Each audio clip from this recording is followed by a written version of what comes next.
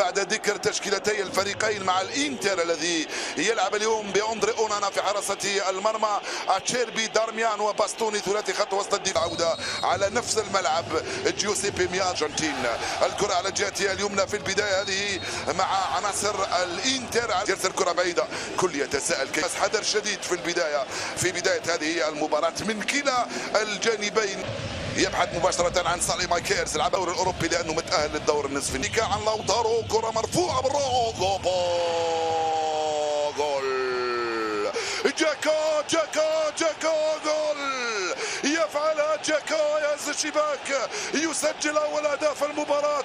زانيتي سعيد في المدرجات، الانتريستا كلهم سعداء. لا يغرنكم هذا السيناريو لأنه العجب يحدث عادة في دربيات إيطاليا. يا جانانوغلو